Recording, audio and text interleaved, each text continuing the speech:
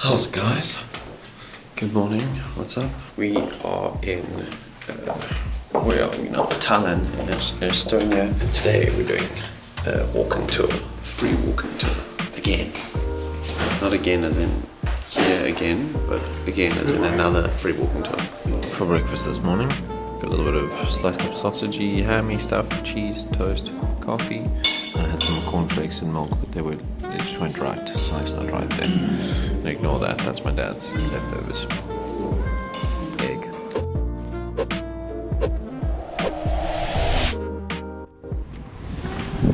We're heading out to go to our free Old Town walking tour. Dad, how are you feeling?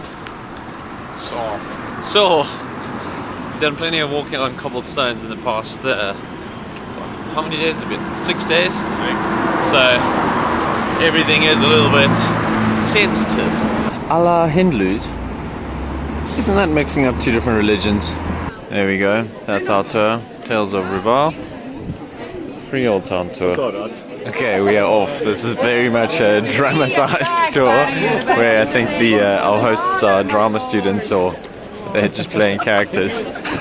But yeah, it's very cool so far. Get everyone smiling and laughing, which is always good. So I think the old town tour is going to end up here as part of the gimmick to get you to come to the restaurant.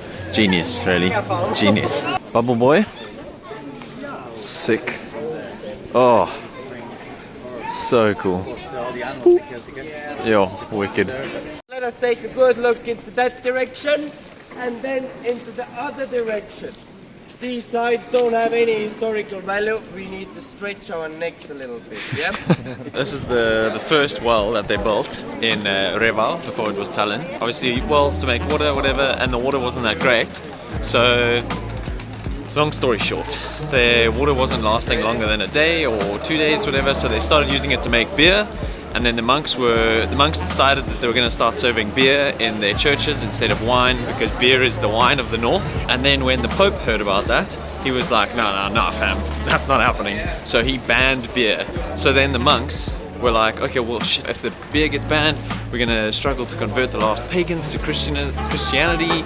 So anyway, they decided to brew the best batch of beer, sent it off to the Pope in the Vatican. Took a month to get there, but the beer didn't last in the barrel for the whole month. So by the time it got to the Pope, it was disgusting because their idea was he hasn't had good beer, clearly. So they sent him the barrel, he took a sip, and it was like off and putrid, so he like spits it out.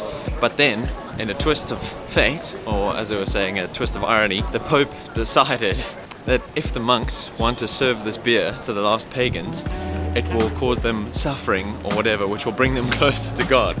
So he said, go ahead, serve them that, if that's what you want to do.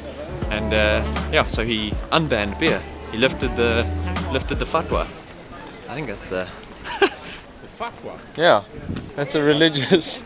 That's the right thing, hey? You're mixing two things. So apparently, this is the tallest building in the world until the Eiffel Tower. I mean, I don't know if they're joking, but that's what they said, so it's fact.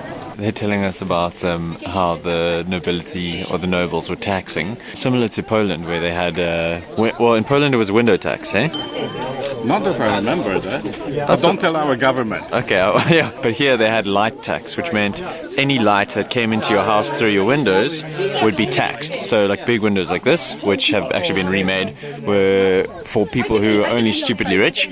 But so back, the original guy had these tiny little windows, but he also made them tiny little doors, so you couldn't tax them. So the tour guide was telling us that this, if you look at my dad's height here, he was saying that this door was shorter because people were shorter, but my dad has an alternative fact, which is potentially true. Yeah. And why is that?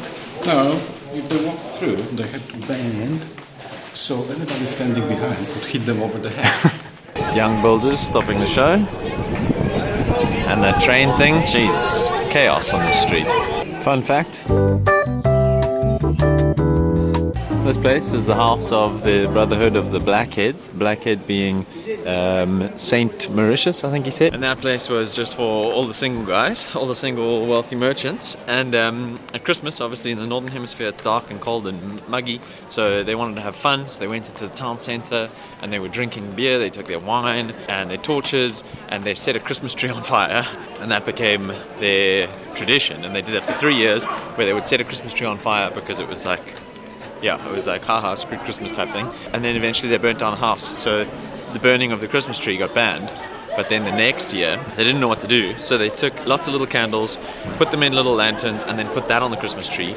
And that was the first ever recorded decorated Christmas tree. So your Christmas tree decorations invented right here in Reval, or now known as Tallinn. Alright, that is the third Old Town free walking tour that we've done. This one was pretty cool. If you find yourselves in Tallinn, or as they used to call it, Reval, check it out. talesofreval.ee. Yeah, this one was way cooler because, well, not way cooler, but it was just completely different. So nice to spice it up and not just have one person kind of just, you know, like teaching you like a class. This was more like a show.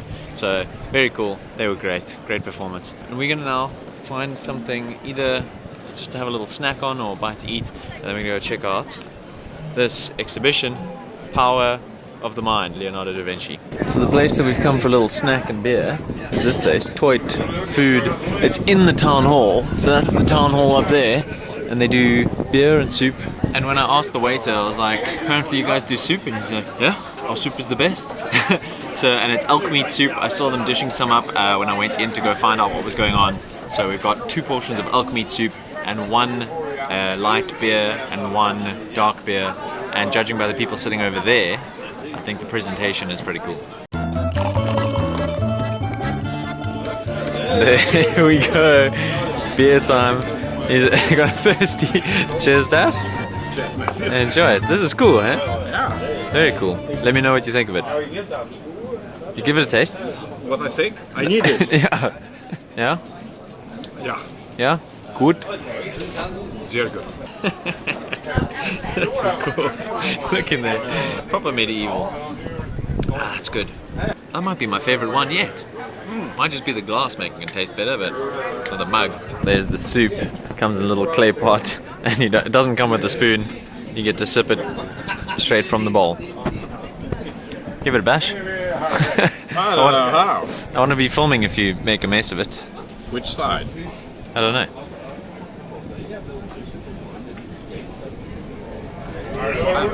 Yeah? Oh, this is good. Best elk soup you've had in this week. So far.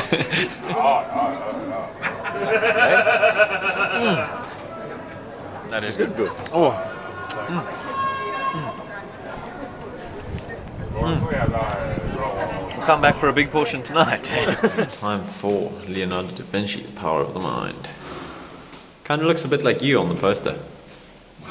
Okay, for starters, I had no idea Da Vinci invented the ball bearing, or at least sketched things of the ball bearing. This whole exhibit is actually in 4D, so check, they've got the wing here. Another thing that I was not aware that Da Vinci invented or came up with is the chain. This guy was baller. Not only did he invent sick things, he also painted cool things as well. Like this guy. Why go to the Louvre when you could just come here? It's even bigger than the one in the Louvre. So obviously the one in the Louvre is a fake.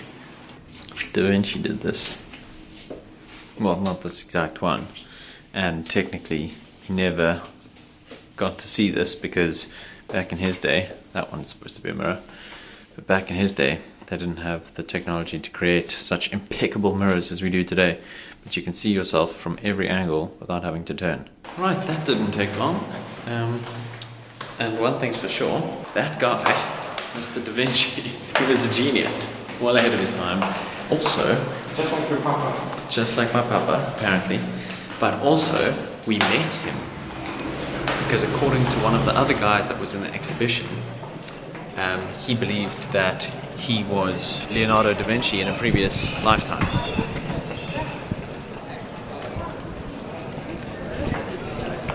Almost completely forgot you guys in the hotel, my dad and I are heading out for dinner now. We're going to this little restaurant that we've noticed every time we've walked into the old town. I'm not sure what kind of food they do, but I definitely saw burgers on the menu and I would be very happy with a burger. Hopefully it's good. So we're popping there for dinner, and then tonight in 55 minutes is the England-Tunisia game. So we're gonna try and watch that. Either if they have it at the restaurant, then we can have beers there and watch it, or we can come back to the hotel and they've got it on the TV there. So we'll see, because it should be a good game. I know I've mentioned it before, but this trip was not actually centered around the World Cup, but funnily enough, it has become more centered around the World Cup than we'd anticipated. Just because the games are on, you want to watch the game. It's, you know, worldwide event, 1 billion plus viewership on the World Cup, so it's everywhere. You can't avoid it. Sports. Next to our, hey, start from the bottom, yeah. Next to our hotel, they've got they're doing a little bit of construction. It's a renovator's dream. Yeah, I want to see if, I would love to see them pull a whole wall down, but I don't think it's going to happen like that. And here we go. If you guys didn't see the other day, my dad making friends, here's a good, good example. Good thing they've got this fence here to stop anyone going on the property. Oh, probably not supposed to be here, but too bad you didn't put a fence up. So yes, get it. Whoa. Yes, get it. Oh yes. Woo.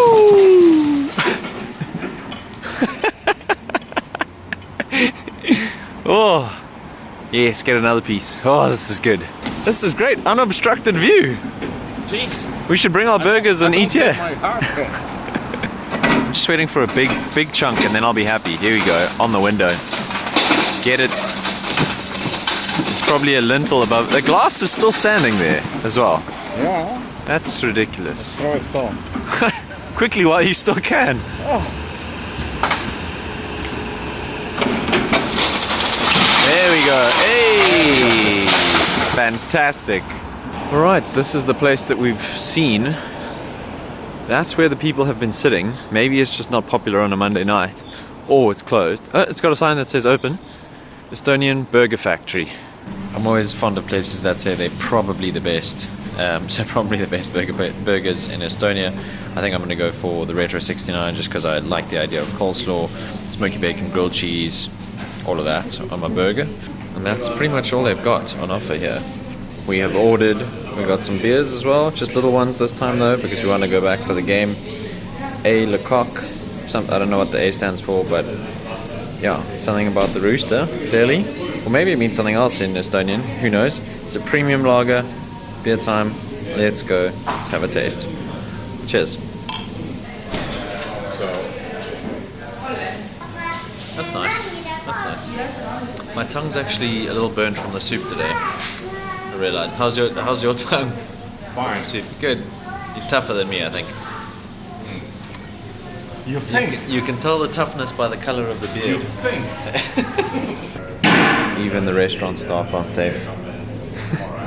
Just harassing them about the name of the beer, A Le Coq, because my dad was saying it's like ale cock, but with the dot in there. Okay, so you got the scoop. I'm trying to figure it out with the guy, you know, and he's telling me, you know, I said, that sounds French.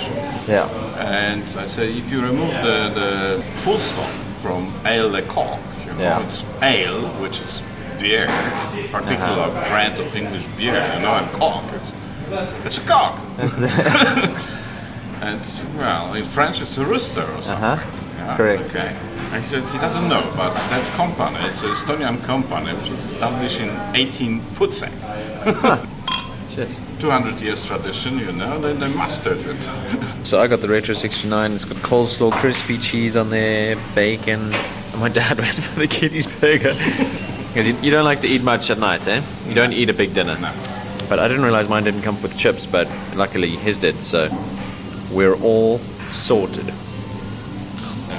I just thought I would share with you guys quickly the cross section of this burger. It looks amazing. Just because I'm not going to be able to film this and eat, I mean I'll try, but it's just going to be so messy.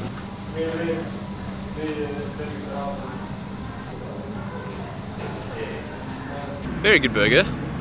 Mine was a little bit salty because it was the bacon and then the grilled cheese. The grilled cheese, I'm not sure if you saw, was actually just like a piece of grilled cheese. Like, I thought that it meant they would put the cheese on the burger and then they grill it, but no, it was like they'd put cheese on the grill.